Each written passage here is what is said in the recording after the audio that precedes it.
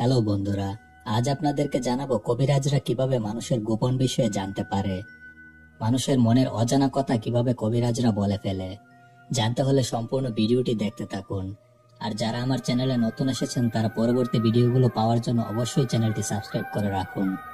তাহলে চলুন শুরু করা যাক। অনেক সময় দেখা যায় কবিরাজ কিংবা গণক মানুষের গোপন বিষয়ে জেনে ফেলে, এবং যখন তারা সেই গোপন বিষয়টি মানুষকে বলে তখন সেই মানুষটি অবাক হয়ে যায়।